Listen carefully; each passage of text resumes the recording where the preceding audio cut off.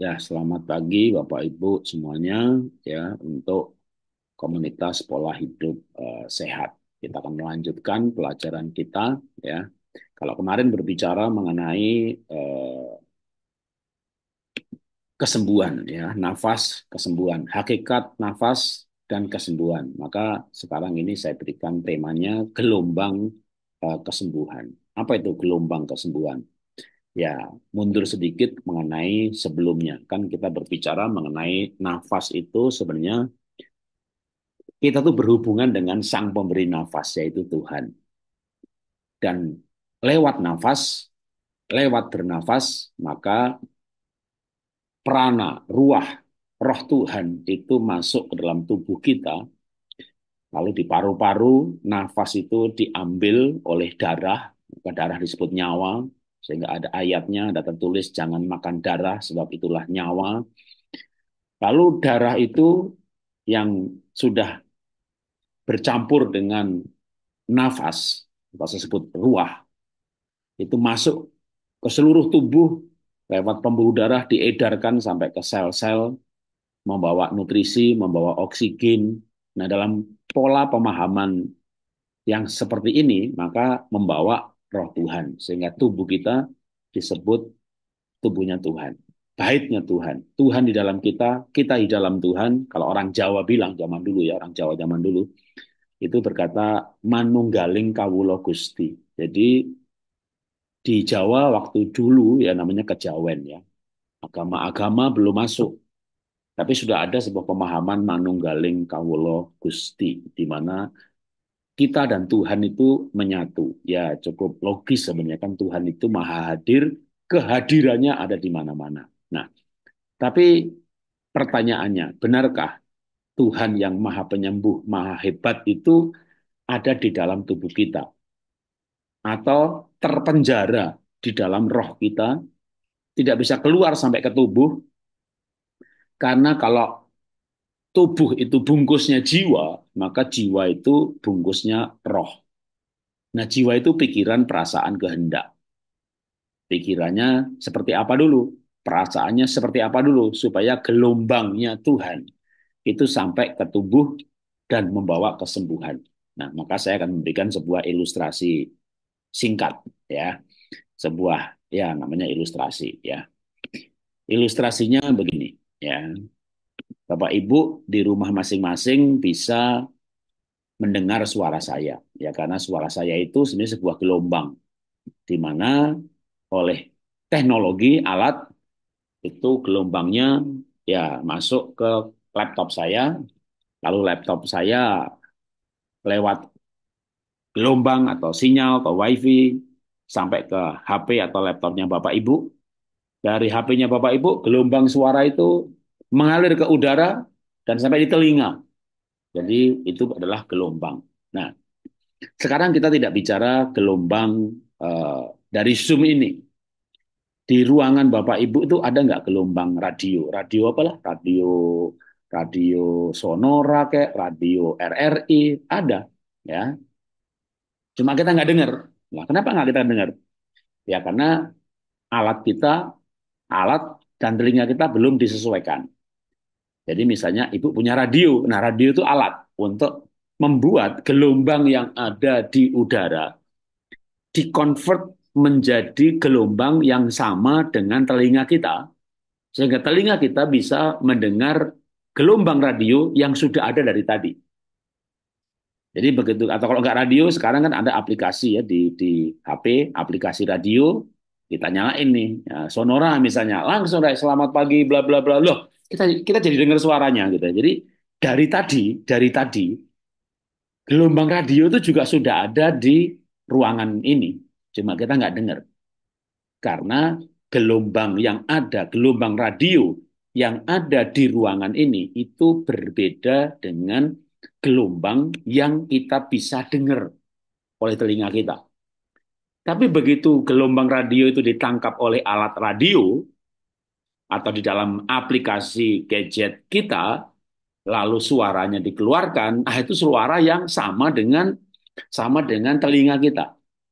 Nah, saya itu mikir begini, bukankah Tuhan itu maha hadir ya? Kan dia ada di mana-mana, kehadirannya ada di mana-mana. Tapi kenapa ya, kok kita itu nggak merasakan kehadiran Tuhan? Nah, sama tadi ilustrasinya gelombang radio. Ini di ruangan ini ada di gelombang radio, Sonora, Pelita Kasih, RRI. Tapi kita nggak dengar, karena gelombangnya berbeda dengan gelombang telinga kita. Nah, yang namanya alat radio atau aplikasi radio itu membuat sama. Ditangkap oleh alat kita, dipancarkan kembali dengan gelombang yang sama. Ah, kita dengar nih. Nah, maka saya mencoba untuk menjelaskan, berpikir, kenapa ya kok kita tuh nggak bisa merasakan Tuhan? Bukankah Tuhan tuh maha hadir, dan Tuhan itu kita sepakat, apapun agamanya, dia maha hebat, dia maha kuasa, dia penyembuh. Lah, kita sakit. Ya mungkin kita nggak merasakan kehadiran Tuhan. Tubuh kita tidak merasakannya. Lah, padahal kemarin kita udah belajar bahwa nafas adalah ruah, di mana Nabi Ayub berkata, selama roh Allah dalam lubang hidungku, maka nafas yang maha kuasa menyembuhkan aku. Dan Ayub itu memang sebenarnya waktu berbicara begitu sedang sakit. Maka kalau berbicara kitab Ayub atau Nabi Ayub, akhirnya di pasal 42 dia sembuh. Dan kesembuhannya itu menarik, diawali ketika Ayub berkata, hanya dari kata orang saja aku mendengar tentang engkau, tetapi sekarang mataku sendiri memandang engkau. Jadi Ayub itu mengalami perjumpaan dengan Tuhan. Dia boleh bisa merasakan gelombangnya Tuhan. Istilah saya hari ini gelombang kesembuhan, gelombangnya Tuhan. Nah, gimana? Kenapa kita nggak bisa merasakan ya gelombangnya Tuhan? Kan kita sudah ada dalam hadirat Tuhan, karena Tuhan itu kan maha hadir, ada di mana-mana. Nah, maka saya memberikan sebuah esensi tentang ketuhanan. Komunitas PHS sekali lagi adalah komunitas lintas agama.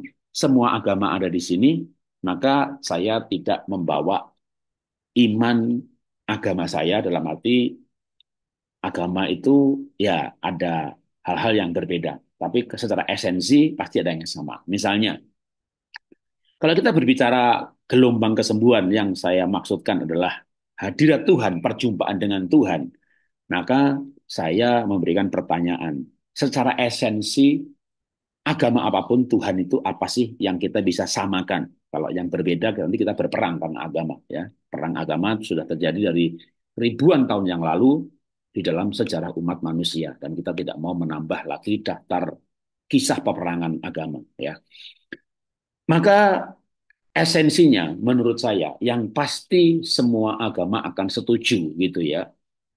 Allah itu apa sih? Ya, Allah itu benar. Allah itu apa sih? Allah itu kudus. Ya, kalau najis ya bukan Allah gitu ya. Allah itu kasih. Kalau benci ya setan. Nah, saya hanya bahas kasih saja ya, bahwa Allah itu kasih. Saya percaya di Islam ya Allah itu atau Allah itu maha kasih. Kalau di Kristen malah saya ada tertulis bahwa Allah adalah kasih. Barang siapa di dalam kasih, maka dia di dalam Allah dan Allah di dalam dia. Barang siapa tidak mengasihi saudaranya dan dia berkata dia mengasihi Allah, dia pendusta. Bagaimana mungkin orang berkata mengasihi Allah yang tidak kelihatan dan dia tidak mengasihi saudaranya yang kelihatan? Jadi banyak sekali definisi-definisi atau ayat ya, bahwa Allah adalah kasih. Barang siapa di dalam kasih, maka Allah di dalam dia, dia di dalam Allah. Nah, sekarang kalau saya gunakan istilah, jadi gelombangnya Tuhan itu kasih.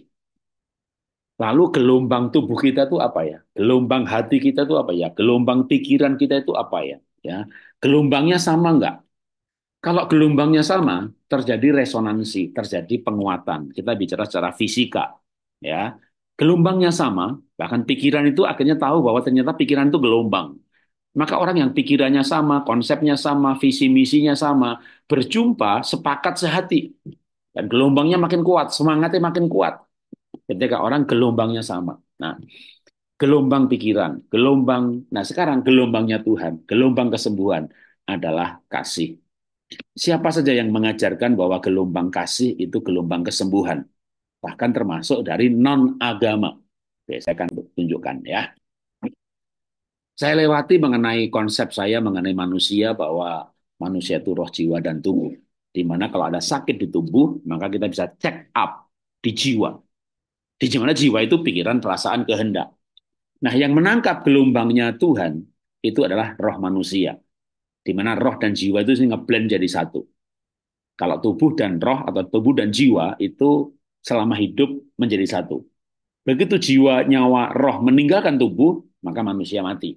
Ya, tubuhnya membusuk lalu kembali menjadi tanah. Nah, makanya yang harus disamakan dengan gelombangnya Tuhan adalah roh dan jiwa kita ini. Supaya ketika itu sama, maka nanti gelombang itu akan mempengaruhi ke tubuh. Tapi kalau saya buat trikotomi, di mana gelombangnya Tuhan itu sebenarnya ada dalam rohnya manusia, dan roh itu terbungkus sama jiwa, dan jiwanya nggak sama gelombangnya. Karena jiwanya apa? Jiwanya terluka, pikirannya negatif, perasaannya apa? Bukan kasih, tapi benci, marah, kecewa, penuh kebencian, akhirnya tidak merasakan gelombangnya Tuhan. Seperti telinga kita tidak bisa mendengar suara radio karena gelombangnya belum disamakan. Nah, alat atau radio itu membuat gelombang yang suara yang sudah ada di udara itu sama dengan gelombang telinga kita. Nyambung, bisa mendengarkan. Nah, sekarang bagaimana pendapat Profesor David Hawkins? Dia bukan orang seperti saya yang agama, ada tertulis, ada ayatnya. Dia sama sekali tidak menyebut-nyebut seperti itu. Tapi yang menarik bahwa menurut David Hawkins ada yang namanya energi kesembuhan. Tapi ada juga energi kematian, disebut hell atau neraka.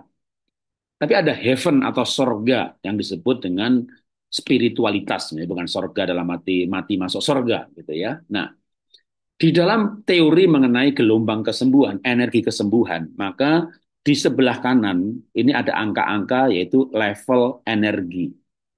Makin ke atas, level energinya makin tinggi, makin ke bawah, makin rendah, bahkan disebut dengan energi kematian, seperti takut, malu, marah, ya, kebencian, ini ada di bawah. Dari orang yang sama yang namanya David Hawkins membuat peta, ya, tadi disederhanakan dalam peta. Peta ini berbicara apa? Berbicara juga energi kesembuhan, ya, atau peta kesadaran. Di mana ketika orang malu, marah, benci itu ada di bawah. Itu paradigmanya survival. Mati tidak, sembuh tidak, ya menderita. Tapi kalau naik ke atas ke paradigma spiritual, spiritualitas, apapun agamanya, keyakinannya masing-masing, tapi di atas ini yang energinya tinggi dimulai dengan kasih, joy, sukacita, hati gembira obat yang manjur, kata Nabi Sulaiman. Damai sejahtera yang melampaui segala akal. Sampai akhirnya pada enlightenment, kesadaran murni. Kalau di Hindu Buddha disebut Tao sejati. Nah, apa yang terjadi ketika secara jiwa itu gelombang kita menuju gelombang kesembuhan, gelombangnya Tuhan. Istilah saya hari ini karena saya orang beragama, berbeda dengan David Hawkins yang memang murni secara psikologis, ya. Nah, kita mulai misalnya dengan orang yang hatinya tuh bisa netral aja udah. Itu dampaknya ke kanan, ya, energinya 250 ke kanan, itu mulai bisa percaya orang lain. Naik lagi, misalnya sudah mulai bisa menerima diri sendiri. Makanya di saya ada modul namanya olah nafas gambar diri. Yang saya sebut juga dengan self-image therapy. Terapi kognitif, MBCT kalau menurut John Kabat-Zinn. Kognitifnya, pikirannya, jiwanya diterapi dengan konsep-konsep, dengan mindset, dengan value, sampai bisa menerima diri sendiri, disebut dengan gambar diri, citra diri. Kalau dalam dalam kejiwaan, maka masuk level yang namanya acceptance. Ketika orang bisa menerima diri sendiri, bahkan dia mulai bisa mengampuni. Dalam pandangan hidup, view of life, di atasnya map ini ada judul-judul, ya, ada energinya 350. Lalu view of life, pandangan hidupnya, ketika orang bisa menerima diri sendiri, dia akan bisa menerima orang lain. Maka pandangan hidupnya mulai harmonis. Bahkan dalam pandangan Tuhan, itu orang yang bermurah hati. Dalam prosesnya, maka dia mulai mengalami transcendence, itu adalah merasa nyaman, ya. Saya turun ke bawah dibalik orang yang marah, ya, maka energinya turun 150, udah masuk areal survival, sembuh tidak, mati tidak. Ketika orang marah, maka prosesnya itu agresif, emosinya itu wilayahnya adalah kebencian.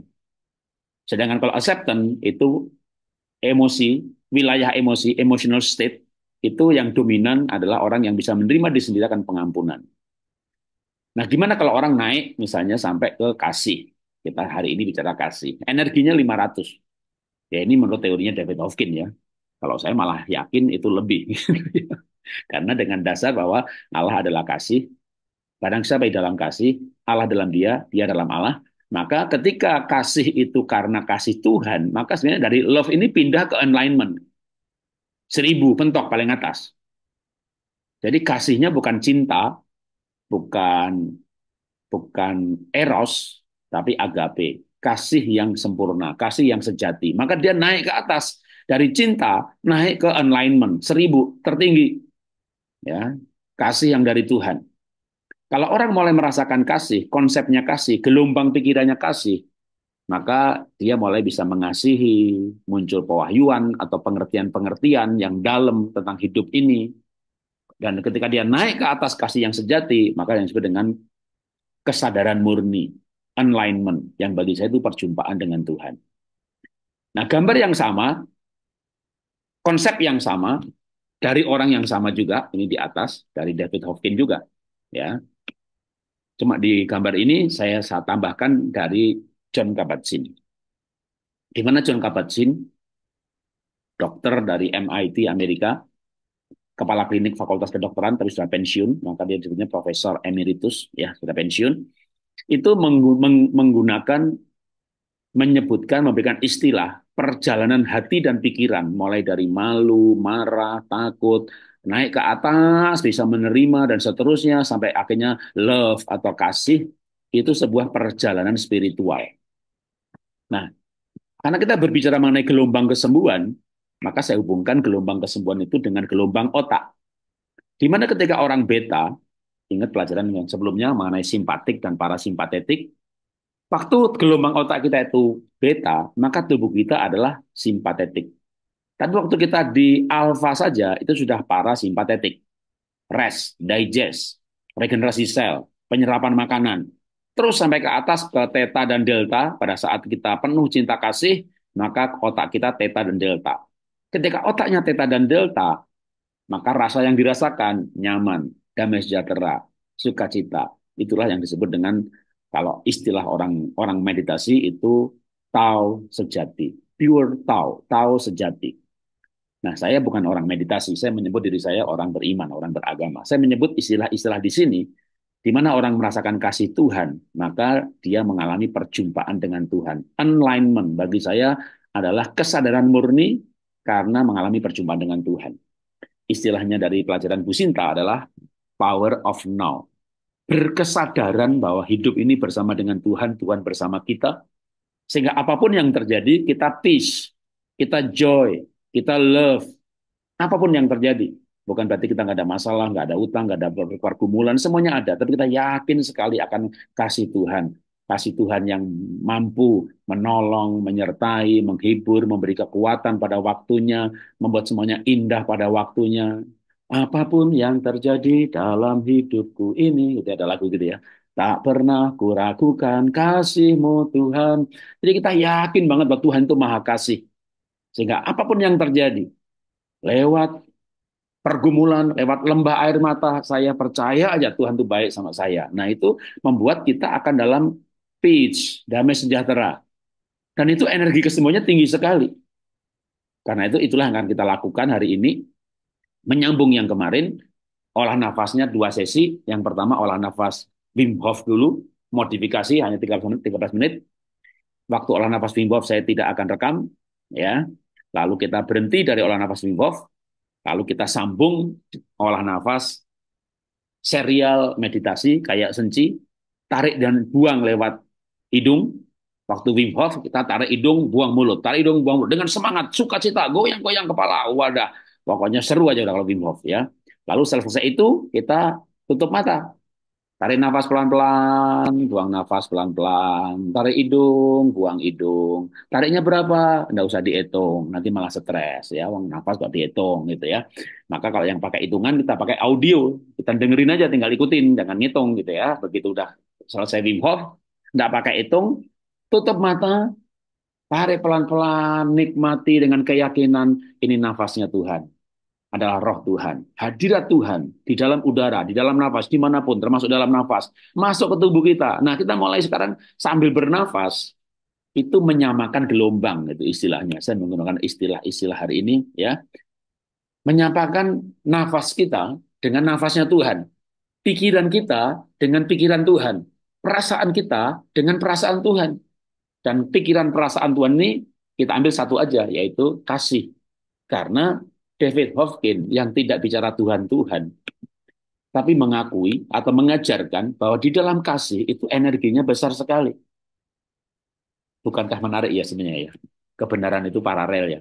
Mau didekati dengan psikologis, mau didekati dengan gelombang otak, mau didekati dengan energi kesembuhan atau teori energi, kok semuanya sama ya, nyambung ya. Konsepnya sama gitu ya. Nggak ada yang misalnya kalau kamu bunuh orang, kamu sehat gitu. Ya, kalau kita mengasihi. Nah, maka kalau kita berolah nafas, nikmati kasih Tuhan, rasakan kasih Tuhan, minta gelombang kita kita samakan, sampai nanti kita bisa melihat orang itu kasihan, atau penuh, penuh belas kasihan. Jadi misalnya, kalau kita hati kita nggak kasih ya, hati kita itu kebencian. Kita lihat yang paling gampang aja, buat contoh tuh lihat pasangan ya. Lihat pasangan nggak bener gitu ya. Kita jengkel kan, marah. Nah marah kan energi kematian. Ya, jengkel, marah, benci, energi kematian. Tapi de facto pasangannya jahat kan gitu kan. Nah, kalau hati kita dipenuhi kasih Tuhan, lalu kita sedang nih, bahkan sedang dijahati sama pasangan. Pasangan sedang menjahati kita. Lalu kita berkata dalam hati, aduh kasihan ya, dia jahat banget. Kasihan ya, dia jahat banget sama saya. Jadi bukan begini, aduh kasihan saya ya, hidup sekali. Punya pasangan kayak setan, kayak punyuk. Oh, nasib apa ini ya, menikah sekali, seumur hidup aja kok punya suami kayak setan begini, kasihan saya. Itu namanya mengasihani diri sendiri. Nah, mengasihani diri sendiri itu energi kematian. Kalau kita bicara David Hopkins lagi. Karena itu namanya mengasihani diri sendiri. Tapi kita kasihan sama yang jahat.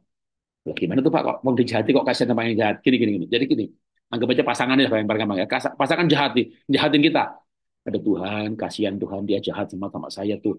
Hari ini dia marah-marah Tuhan. Aduh, itu kok dia marah-marah begitu nanti denyut jantungnya naik, tekanan darah tinggi, kena stroke mati. Gimana Tuhan dan gitu ya. Dia belum mengalami perjumpaan dengan Tuhan kok mati masuk neraka. Aduh, kasihan Tuhan. Beri kekuatan pada jantungnya Tuhan, jangan mati dulu Tuhan. Biar dia ngalami seperti yang aku alami, mengalami perjumpaan dengan Tuhan, gelombangnya sama dengan Tuhan. Aduh Tuhan, beri kekuatan pada jantungnya Tuhan, kasihan dia. Kalau dia marah-marah begitu, pasti nggak bisa tidur. Aku dimarahi, ya tidur-tidur aja Tuhan, emang jamnya jam tidur, saya mau sehat. Aduh Tuhan, terima kasih, aku ini merasakan kasih Tuhan. Sekarang aku nggak mengasihani diri sendiri, bisa kasihan sama orang yang jahatin saya. Nah itu namanya gelombang kita sama dengan gelombangnya Tuhan. Pikiran kita sama dengan pikirannya Tuhan. Memangnya Pak Jarod tahu pikirannya Tuhan?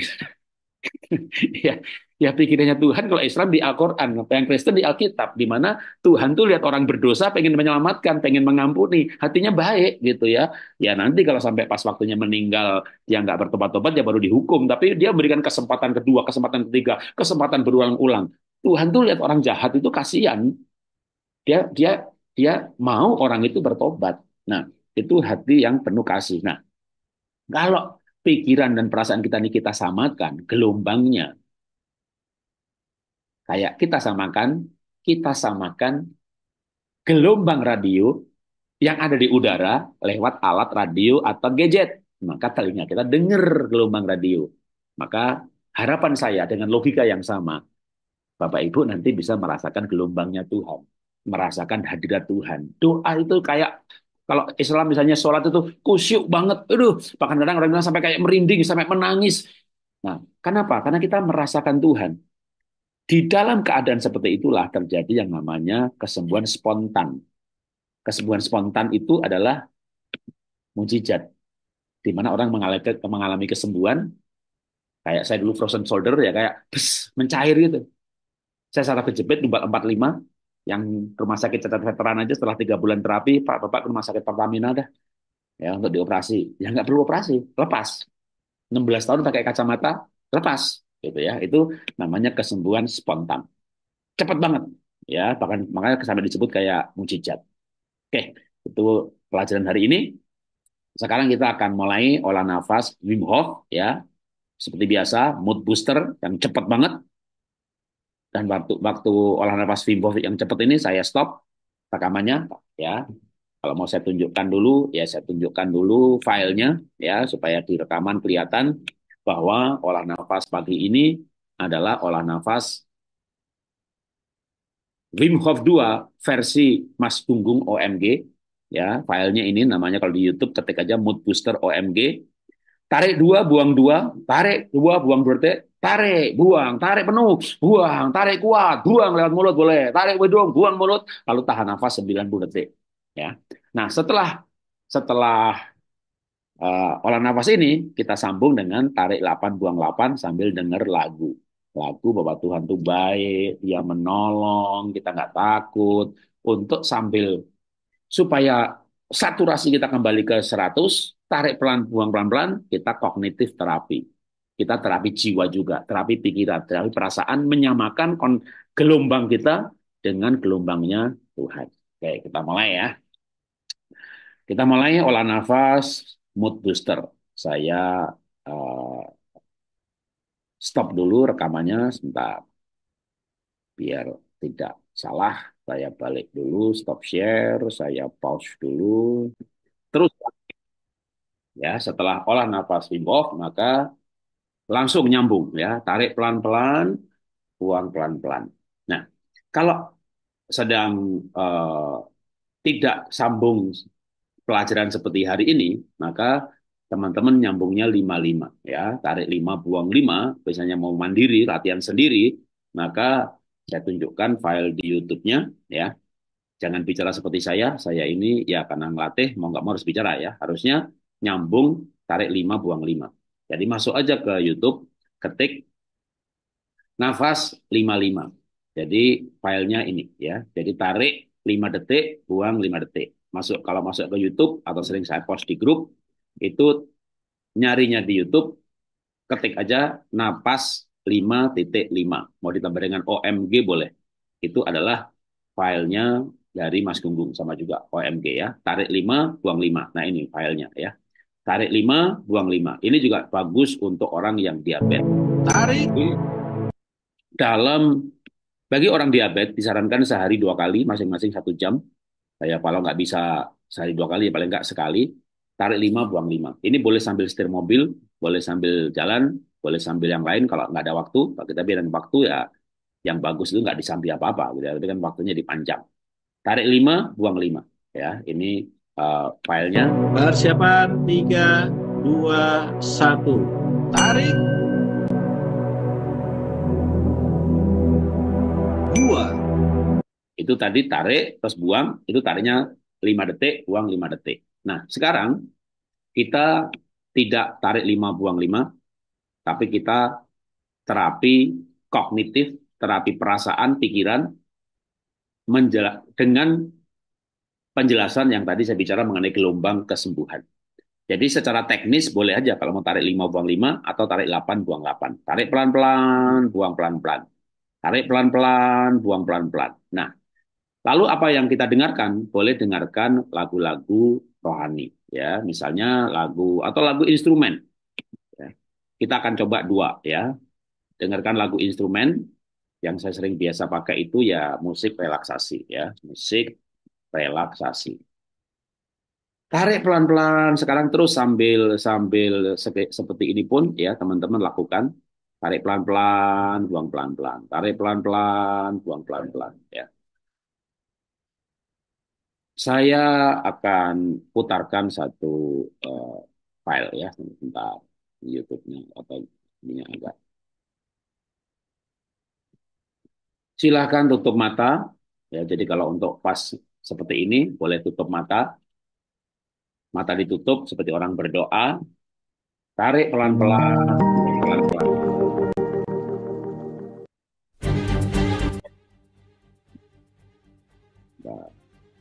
Tutup mata, sikap doa, tarik pelan-pelan, buang pelan-pelan. Ya, namanya kayak orang bermeditasi. Ya.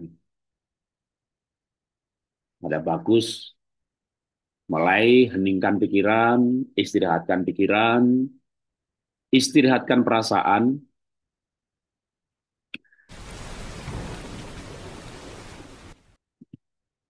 tarik nafas lewat hidung, buang nafas lewat hidung. Tidak usah dihitung tarik buangnya berapa, tapi yang pasti perasaannya tenang, pikirannya tenang. Sambil sikap doa dan kembali pada penghayatan pelajaran sebelumnya, bahwa nafas adalah hubungan kita dengan Tuhan. Nafas itu miliknya Tuhan. Kalau Tuhan ambil nafas kita, kita berhenti hidup. Tapi selagi kita masih bernafas, masih ada Tuhan, ada nafas yang dari Tuhan, ada pengharapan. Pengharapan untuk sembuh, pengharapan untuk sehat, pengharapan untuk keluar sebagai pemenang menghadapi semua masalah yang ada dan menyelesaikan masalah yang ada. Dengan keyakinan bahwa Tuhan itu baik, Tuhan maha baik. Tidak perlu merasa bersalah, kalau ada kesalahan minta ampun dan yakin Tuhan maha pengampun, dan selanjutnya tidak perlu lagi menghakimi diri sendiri dengan kesalahan yang sama, tapi mulai bersyukur bahwa Tuhan sudah mengampuni. Dengan keyakinan dasarnya bahwa Allah adalah baik dan maha baik, maka kita percaya bahwa Tuhan akan membuat semuanya itu indah pada waktunya. Tidak ada masalah yang terlalu besar dibanding dengan kebesaran Tuhan. Tidak ada masalah atau sakit yang terlalu hebat dibanding dengan kehebatan Tuhan. Karena itu, tutup mata, tarik nafas pelan-pelan, buang nafas pelan-pelan. Nikmati saja nafas Tuhan.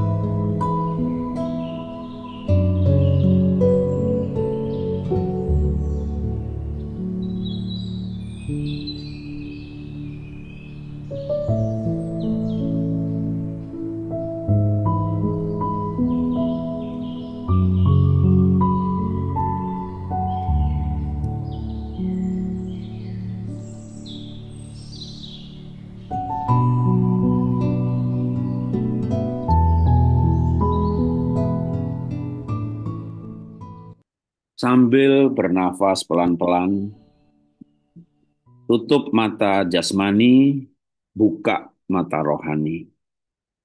Samakan gelombang pikiran kita, gelombang perasaan kita dengan gelombangnya Tuhan, Allah, Maha Pengasih, penuh dengan cinta kasih.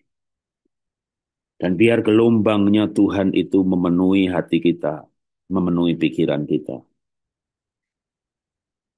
Kalau Allah Maha Hadir dan kehadirannya ada di setiap partikel udara di alam semesta dan di dalam bumi dan di sekitar kita, dan masuk ke dalam tubuh kita lewat nafas, maka biar getaran gelombang Tuhan itu juga dirasakan oleh sel-sel tubuh kita. Tenang, pikiran tenang, perasaan tenang. Latih kepekaan tubuh untuk merasakan kehadiran Tuhan di dalam hidup kita, di dalam tubuh kita. Dan biarkan Tuhan berkarya menyembuhkan sel-sel yang sakit, bagian-bagian tubuh yang sakit. Tarik nafas pelan-pelan dan buang nafas pelan-pelan. Rasakan gelombang yang semakin serupa, gelombang yang makin sama. Anda bisa menikmati Tuhan karena Tuhan itu nyata. Tuhan itu ada, bahkan Dia maha berada. Dia ada di sekitar kita. Dia ada di dalam kita. Dan kita hidup ada di dalam hadiratnya Tuhan. Dalam kehadiran Tuhan, di alam semesta ini kita hadir. Kita hidup, kita bergerak, kita berpikir, kita berkarya, kita bertindak. Dengan kesadaran penuh, kita ada dalam hadiratnya. Kita dalam penglihatannya. Terima kasih Tuhan, kami boleh berhenti sejenak dalam hidup ini di pagi hari untuk merenungkan kehidupan dan menikmati Tuhan. Tetap tutup mata, tarik nafas pelan-pelan, buang nafas pelan-pelan. Tutup mata dan buka hati, nikmati lirik kata-kata lagu yang menguatkan bahwa Tuhan itu baik. Tuhan itu selalu menolong. Dia nggak pernah meninggalkan kita yang meninggalkan Tuhan. Dia maha hadir. Kita saja yang tidak merasakan karena gelombang kita berbeda. Tapi sebenarnya dia ada.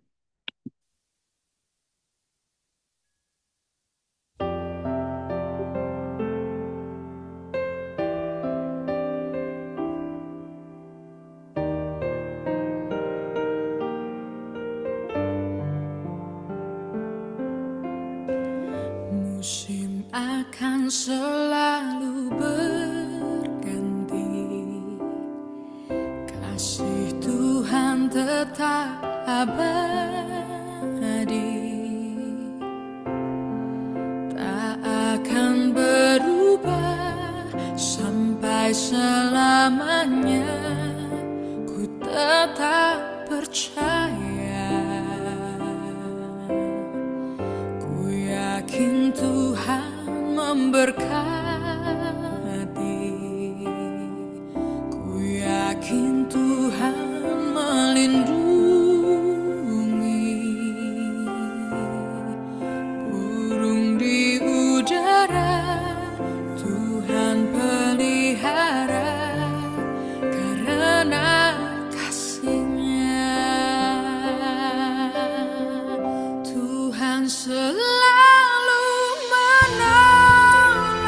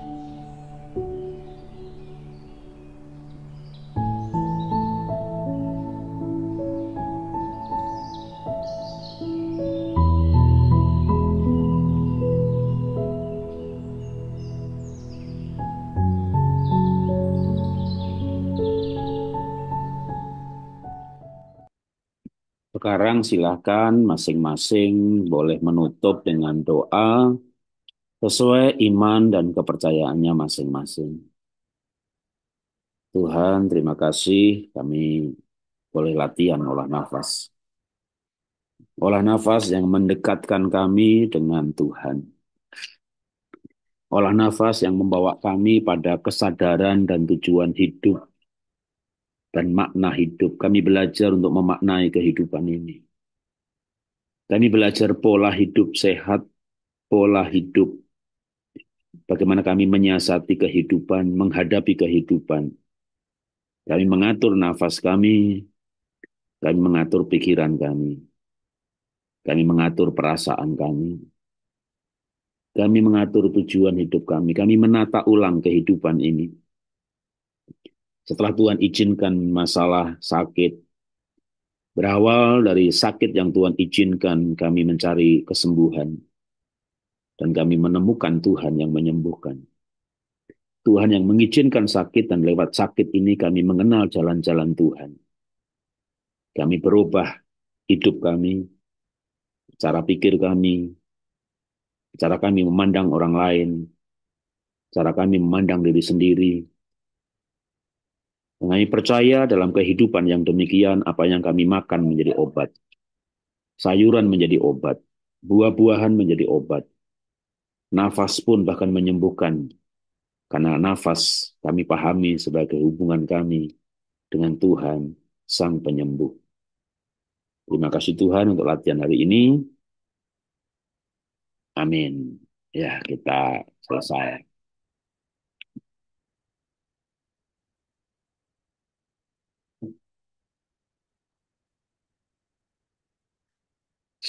Dan selesai.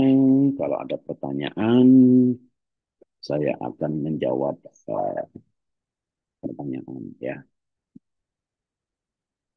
Untuk mengetahui pikiran bawah sadar dengan pola nafas modul berapa, apa bisa melakukannya hipnoterapi secara mandiri? Bisa. Ya, self hipnoterapi itu bisa. Jadi sebenarnya prinsipnya ya, hipnoterapi itu apa sih? Hipnoterapi itu terapi di mana orang yang diterapi itu dalam keadaan setengah sadar. Ya, kayak orang sedang tidur, tapi dia sadar. Kalau tidak sadar itu haram. Ya, Islam mengharamkan, Kristen juga mengharamkan. Jadi ketika pasien menjadi tidak sadar, ya, itu namanya gendam. Itu namanya sihir. Orang digendam lalu tidak sadar, walaupun dia matanya buka, ya, lalu dibilang ya ambil buku tabungan, yuk kita ke bank, ya, cairkan duitnya. Saya ini kan saudaramu atau saya suamimu gitu ya. Kan ada kasus ya orang digendam lalu dibilang aku nih suamimu gitu ya. Ya udah dia ngikutin ya. Yuk ke hotel, ya ke hotel, ya bercinta seks ya seks. Nah itu hipnotis namanya. Hipnotis itu orang yang dihipnotis itu tidak sadar. Nah, itu setan ya. Itu haram ya.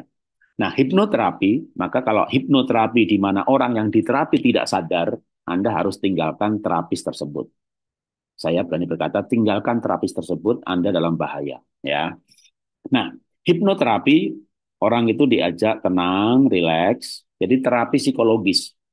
Jadi hipnoterapi itu klinis psikologis yang diajarkan di psikologi, ya, bukan diajarkan oleh dukun atau oleh orang jahat, ya. Orang diajak menenangkan pikiran, menenangkan perasaan, tenang, tenang, gitu ya. Nah, tentu yang pihak melakukan itu pihak otoritas. Pihak otoritas itu misalnya apa? Ustadz saudara, pendeta saudara, ngajak tenang, tutup mata, dia tumpang tangan, dan Anda percaya kepadanya, ya.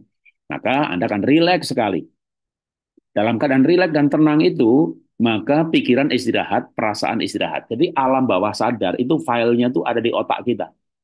Ada di hipokampus, ada di amigdala, ada di otak kecil, ada di otak tengah. Ya di kepala kita itu file alam bawah sadar itu kan sesuatu yang kita alami mulai dari kandungan. Nah, saya tidak setuju menurut iman saya dengan past life. Ya, kalau Anda beragama lain yang setuju dengan reinkarnasi, tentu ini menjadi boleh. Tapi menurut saya Kristen dan Islam sama. Tidak percaya pada reinkarnasi atau past life, kehidupan sebelum dalam kandungan. Ya. Maka alam bawah sadar itu dimulai dari kandungan. Misalnya waktu kecil mau digugurkan dalam kandungan. Akhirnya alam bawah sadarnya dia berontak dengan ibunya. Dan dia membenci semua figur ibu. Ibu negara, ibu bos, ibu gembala, ibu ustadz. Pokoknya figur ibu dia lawan semuanya. Dan kalau dia sadar dia nyesel, tapi lawan lagi, itu alam bawah sadar. Alam bawah sadar juga terjadi pada masa kecil karena dibully, dikata-katai, ada trauma. Bahkan alam bawah sadar juga bisa terjadi kita dewasa seperti sekarang ini, umur 50, umur 60, sesuatu yang traumatis. Nah, makanya apakah bisa hipnoterapi sendiri? Ya sangat bisa. Kalau bagi saya, hipnoterapi bagi saya gitu ya, ini pemahaman saya, tentu beda orang beda pemahaman. Adalah mendengarkan suara Tuhan.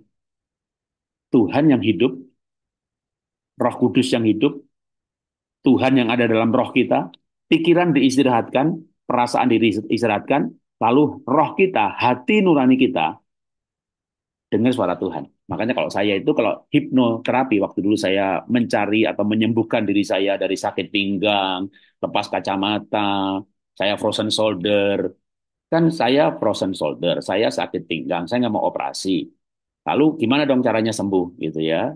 Ya sembuh lewat mental. Nah, saya pengen tahu apa yang ada dalam hati saya yang memicu hal ini. Ya saya masuk kamar aja, kunci kamar, ya, lalu nyanyi, jiwaku terbuka untukmu Tuhan, selidiki nyatakan segala perkara, singkapkan semua yang terselubung, supaya ku layak di hadapanmu Tuhan. Tuhan singkapkan semua yang terselubung. Tapi kita jangan berdoa terus, ya. Nah, kalau berdoa terus nanti kita nggak dengar suara Tuhan. Makanya Raja Daud, Nabi Daud itu di Mazmur Daud itu banyak sekali kata sela. Sela itu pause, jeda, meditasi. Sela itu meditasi. Sela itu jeda. Jadi Daud itu nyanyi-nyanyi, doa-doa, lalu sela. Sela itu diem. Jadi jangan begini, misalnya ya, sakit pinggang. Tuhan, saya sakit pinggang, Tuhan. Sembuhkan saya sakit sekali, Tuhan. Ini harus operasi, biayanya mahal. Kau punya uang, Tuhan. Tolong ya, Tuhan. Amin. Lalu kita ke dapur masak. Ah, Tuhan, tolong, Tuhan. Saya kanker tadi 4, Tuhan. Saya takut mati. Amin. Kita ngurus anak. Tuhan, tolong saya sakit. Liver saya bermasalah parah sekali, Tuhan. SKPT, tinggi sekali, Tuhan. Amin. Kita bikin jus kesehatan. Kalau saya jadi Tuhan, saya bukan Tuhan ya, saya Jarot. Kalau saya jadi Tuhan, tak tempeleng itu orang. Berdoa terus, ngomong terus. Lah kapan saya bicara gitu loh ya. Kita itu doa terus, nangis-nangis. Ya kapan Tuhan bicara gitu loh. Maka berhenti berbicara, berhenti berdoa. Habis berdoa, ya Tuhan, Engkau Maha Besar, Engkau Maha Pengampun, Engkau Maha Tahu, Engkau hidup, Engkau ada, Engkau makhluk yang hidup, Engkau pribadi yang hidup, Engkau bukan teologia. Saya mau dengar suaramu Tuhan. Aku mau menyamakan gelombang saya dengan gelombang Tuhan. Tuhan kasih. Hatiku penuh kebencian Tuhan. Nah, nyamain gelombangnya dulu. Ya, mau hipnoterapi, gelombangnya samain nih. Samain gelombangnya. Ya, karena bahkan belum sama pun asal kita pikirannya istirahat ya. Pikiran tenang, istirahat tenang, kita tenang. Nah, makanya meditasi, olah nafas. Nafas lambat, tarik pelan-pelan, buang pelan-pelan. Itu membantu kita fokus. Paling tidak, kita tuh pikiran nggak kemana-mana, mau ngapain hari ini segala macam nggak. Kita mulai fokus pindah dulu dari semuanya itu pindah ke nafas dulu. Tarik pelan-pelan, kita pindahkan ke nafas. Rasakan nafas masuk hidung, rasakan nafas masuk paru-paru segar banget. Lalu buang pelan-pelan, kita mencoba merasakan udara itu keluar mengalir lewat hidung. Udah, kita nggak mikir utang, nggak mikir sakit, tiba-tiba kita fokusnya pada nafas dulu. Jadi ini kayak bertahap kita mengalihkan pikiran kepada nafas. Nafas sampai akhirnya kita sampai pada kesadaran yang kita ajarkan kemarin. Kita kita sambung hari ini. Bukankah nafas itu kita berhubungan dengan Tuhan? Bukankah kemahahadiran Tuhan ada dalam nafas? Kalau kita mulai berkesadaran bahwa kita sedang berhubungan dengan Tuhan. Tenangkan hati, tenangkan pikiran. Kalau saya pribadi, ya saya bisa merasakan, saya bisa mendengar suara Tuhan. Misalnya waktu saya sakit pinggang, ya udah, kamu sakit pinggang karena kamu kecewa, kamu kepahitan.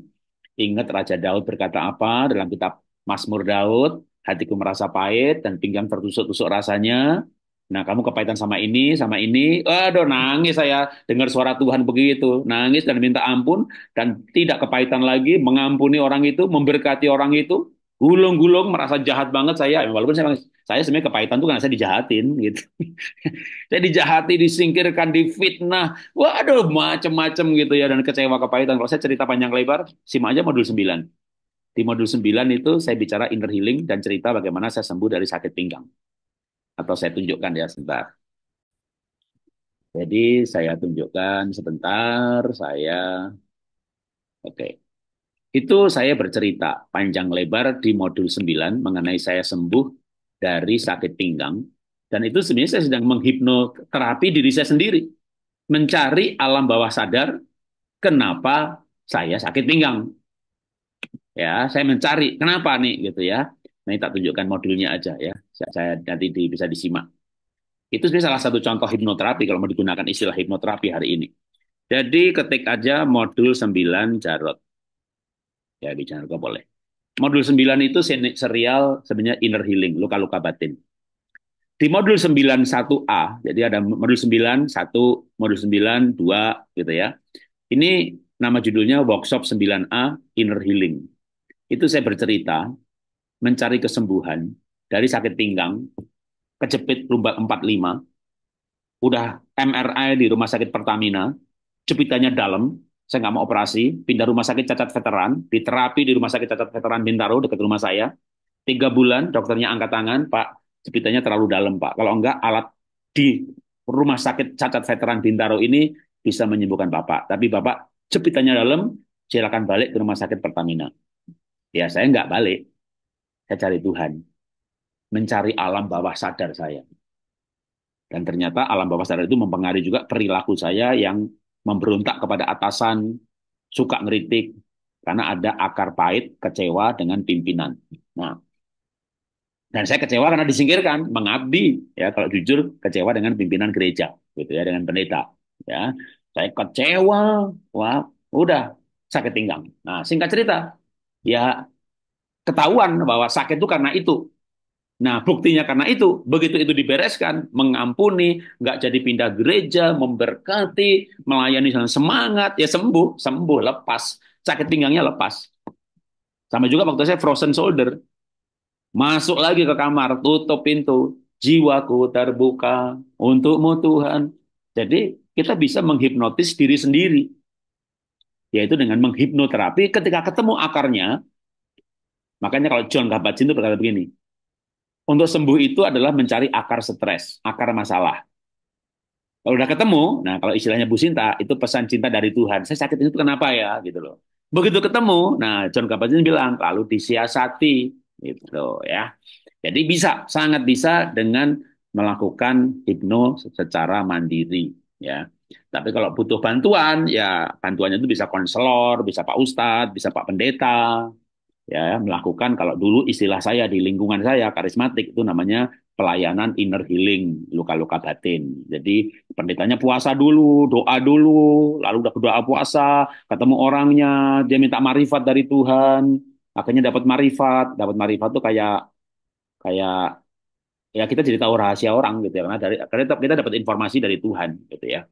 Itu bisa namanya istilah yang lain gitu ya, mencari akar masalah bawah sadar lewat bantuan orang lain. Nah, dari sendiri bisa ya. Oke.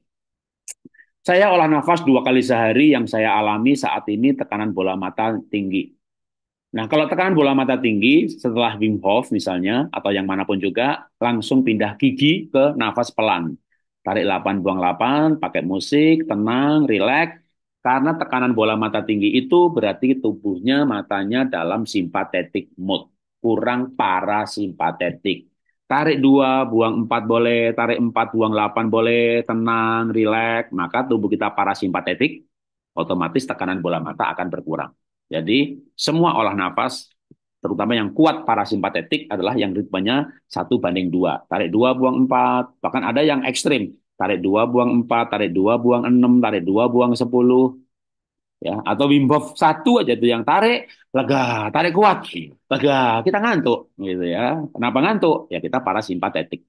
Tapi lebih disarankan yang nafas pelan kalau ada yang tekanan bola matanya tinggi ya. Apakah bisa mendapatkan rekaman audionya? Kalau webinar-webinar itu rekaman video, ya, rekaman video. Kalau audio itu hanya Wim Hof, yang saya punya hanya Wim Hof 1, Wim Hof 2. Lalu saya buat juga rekaman audio olah nafas kasih, olah nafas pengharapan, itu di post di WA Group bertahap. Jadi tiap minggu simak aja yang di post. Kalau semuanya di post banyak banget, ada belasan audio. Jadi semuanya akan di post di grup pada waktunya sesuai dengan pelajarannya.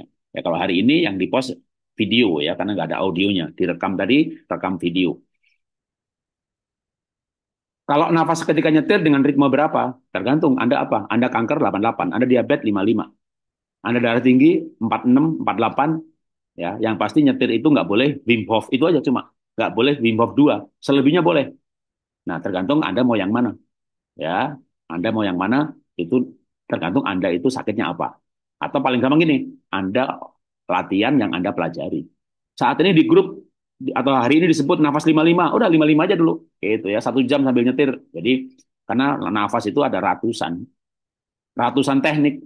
Makin dipelajari makin bingung mau yang mana gitu ya. Yang di WA grup aja.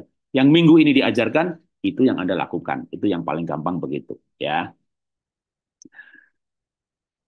Modul berapa yang dilakukan tiap hari untuk pemulihan yang setelah treatment kemo? Paling gampang itu modul yang dipost di WA Group minggu ini. Minggu ini misalnya tekanan darah. Kan begitu disimak, oh ternyata bukan untuk darah tinggi ya, darah rendah juga ya. Oh ternyata hal ini menyeimbangkan hormon ya. Orang kemo kan harus hormonnya juga. Oh Wim Hof 2 itu mengaktifkan natural killer cell untuk membunuh sel kanker. Jadi sebenarnya mau kanker, mau kemo, mau diabetes, mau liver, ginjal. Kalau dari saya itu olah nafasnya satu kesatuan. Mulai dari mana? Mulai dari Anda mulai sadar pentingnya olah nafas, sudah ketinggalan banyak karena udah ikut WA Group 2 tahun tapi nggak pernah disimak, ya simak aja yang minggu ini di post. Udah paling gampang begitu. Ya, paling gampang begitu. Mau mau kanker, mau diabetes, udah sama. Karena akhirnya semuanya itu kesatuan. Misalnya Mas Gunggung mengajarkan untuk diabetes itu nafas 55 karena itu pengaruhnya pada eh, frekuensi gelombang untuk pankreas. Tapi kan orang diabetes itu gula naik kalau marah, marah gulanya naik, khawatir gulanya naik. Nah, olah nafas yang hari ini kan bikin tenang, bikin gula stabil juga, nggak mengalami glukogenesis. Jadi ada orang yang mau tidur gulanya 120, begitu bangun tidur malah 160 naik gitu ya. Ya olah nafas yang pagi ini pun bagus banget buat itu untuk diabetes. Jadi sebenarnya Anda itu sakit apa saja, ikuti saja. Makanya sekarang ini namanya WA Group Diabetes, WA Group Kanker, itu saya post yang sama, nggak ada bedanya. Kalau Anda ikut 3 WA Group, baru sadar nih, loh kok isinya sama ya? Sama, grup kanker, grup diabetes, grup lansia, grup tulang, PHS, isinya sama. Anda boleh left grup yang lain, sisain satu, yang mana saja boleh. Gitu ya. Jadi isinya sama. Kalau lah kita yang diabetes kanker biasanya kan 2 arah. Wah, penuh dengan postingan macam-macam. Tak kunci dulu aja. Kemarin tak kunci 1 bulan lebih.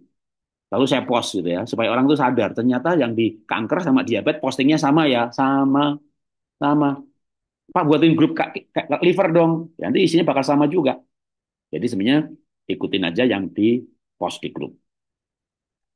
Apakah meditasi dikatakan berhasil kalau pikiran merasa kosong? Pikiran nggak bisa kosong. Kalau John Kabat-Zinn bilang, kalau Anda berusaha mengosongkan pikiran, Anda akan sakit kepala. Mengistirahatkan. Kalau pikiran kosong, jadi goblok. Lah, kita kuliah mahal-mahal, sekolah SD, SMP, kuliah, supaya pikirannya isi kok dikosongkan gimana? Gitu ya. Maka saya nggak pernah menggunakan istilah mengosongkan pikiran. Mengistirahatkan pikiran. Pikiran diistirahatkan, lalu fokus pada hati nurani. Jadi saya bukan mengosongkan pikiran. Ya. Salam kenal, saya baru bergabung hari ini. Mau tanya bagaimana cara mengatasi susah tidur. Ah, itu baru di post di grup. Kalau ikut WA grup, itu pelajaran minggu lalu dan ngepostnya kan begini kalau saya ngepost ya. Ini sesi 4, sesi sebelumnya, itu kan di post gitu ya. Tapi kalau misalnya, ya Pak gabungnya baru baru tadi malam Pak gitu. Ya udah kalau gabungnya minggu lalu aja, minggu lalu itulah yang di post mengenai susah tidur 4 sesi. Nah kalau kelewatan, ya sudah. Anda masuk YouTube, ketik susah tidur Jarot. Udah muncul nanti ada selain 4 sesi yang minggu lalu ada 3 sesi lainnya lagi. Jadi tinggal dimasukkan aja ya. Ketakutan saat ketinggian pesawat, nah itu bukan itu trauma itu. Masuk tadi inner healing tadi. Ya, inner healing 1, inner healing 2, modul 9 itu untuk ketakutannya itu trauma. Kalau trauma, iya udah trauma ketakutan ya pasti susah tidur. mau nafas 48, mau nafas 12, mau nafas manapun juga ya nggak akan bisa tidur. Tapi simak aja modul yang kemarin 4 hari berturut 4 kali rekaman minggu lalu ya. Minggu lalu tuh serial untuk termasuk susah tidur dengan segala pendekatannya. Itu belum lama masuk YouTube bisa. Kalau di WA Group sudah lebih dari 1 minggu, maka sudah ada di WA Group. Ya, sudah ada di WA Group di pos modul sesi 1 untuk sulit tidur, sesi 2, lalu waktu ngepost sesi 4 itu ditulis ini sesi sebelumnya gitu. Jadi nyarinya gampang. Kalau enggak ya masuk ke YouTube. Oke, sebagai penutup ini terakhir. Coba apa yang akan muncul kalau Anda masuk ke YouTube lalu tulis sulit tidur Jarot. Ya. Kan sekarang ini zaman Google ya. Nyari apa tuh cepetnya minta ampun nih. Mau nanya apa aja daripada WA saya kayaknya masuk YouTube ketik aja lebih cepat keluarnya ya. Ketik di YouTube sulit tidur Jarot ya. Lalu enter. Maka yang Anda tanyakan ada di sini. Nah, ini sesi 1 kemarin. Darah tinggi, sulit tidur, ayo olah nafas. Ini yang di post 7 hari yang lalu. Jadi kita praktek pagi hari seperti ini, 7 hari yang lalu membahas sulit tidur. Itu sesi 1. Lalu ini sesi 3, ini 5 hari yang lalu. Ini sesi 3. Sesi 2-nya itu 6 hari yang lalu. Ya, maka begitu ketik sulit tidur, ini sesi 2-nya nih. Di post 6 hari yang lalu. Darah tinggi dan sulit tidur sesi 2, ya 6 hari yang lalu. Lalu yang keempat, sesi 4, di post 3 hari yang lalu. Insomnia, darah tinggi, susah tidur, tapi lebih penekanannya pada uh, sama ya, insomnia itu susah tidur. Itu sesi yang keempat. 3 hari yang lalu, praktek bersama pagi hari seperti ini. Gitu ya. Tapi nanti mau lebih panjang lebar lagi, ada workshop. Modul 12. Itu persiapan psikologis tidur, 12A, dan 12B menjelaskan mengenai ritme nafas untuk tidur. Jadi bagi yang ada yang susah tidur, ya kita baru saja minggu yang lalu ya 4 sesi dengan penjelasan pendek. Kalau yang workshop ini penjelasan panjang lebar. Yang workshop 12 ini jelasinnya 1 jam. Yang 12B juga 1 jam. Kalau yang pagi-pagi seperti sekarang ini kan lebih pendek. Ya, jadi silakan disimak ya supaya nanti saya nanti malam jam 11 malam ya tapi malam sih ya gampang ya ke Papua gitu kan. Kalau nggak malam deh pagi-pagi terbang ke Dubai gitu ya. Ya pesawat tidur di Dubai atau di Abu Dhabi transit 2-3 jam naik pesawat lagi ke Amerika tidur lagi 8 jam kan ke Amerika 10 jam lebih 12 jam kalau bisa tidur 8 jam kan cepat banget gitu ya jadi kita bisa minum kopi terus tidur dari pagi juga saya minum kopi gitu ya sebelum olah nafas karena memang udah kebiasaan walaupun kurang bagus tapi udah susah gitu ya sehari sekali lah gitu tapi habis itu olah nafas ya ngantuk karena tubuh kita parasimpatetik otak kita ya dulu gimana mau nggak? Saya banyak orang, saya bukannya tanpa masalah ya. Kan belum lama saya bangkrut, rugi 260 miliar, utang 18 miliar. Wes ya ada. Itu baru bicara yang baru belum lama. Masalah yang lain juga seabrek-abrek. Tapi kita mengendalikan perasaan. Nah, itulah simak modul inner healing tadi, modul 9 tadi. Paling tidak ya modul yang minggu ini aja, yang minggu kemarin baru di post. Ya, ikutin aja WA group habis itu berikutnya. Ya, tapi kalau mau sengaja ada ketakutan, ketik aja takut Jarot, ketik aja trauma Jarot, ketik aja susah tidur Jarot gitu ya, karena semuanya ada di YouTube. Ya, kalau tapi nggak semua pagi direkam. Kalau pagi nggak ada pelajaran, pokoknya jam 5.30 langsung setel audio, ya nggak ada rekamannya. Ya. Oke, selamat pagi, sampai jumpa minggu depan. Karena malam ini saya ke Papua, sampai di Papua nanti jadwalnya beda 2 jam kan. Kalau mau 5.30 pola nafas, ya di sana udah 7.30. Ya, saya udah pergi ke tempat seminar gitu ya. Jadi kita akan libur sampai Senin depan. Ya, terima kasih. Sampai jumpa lagi Senin depan.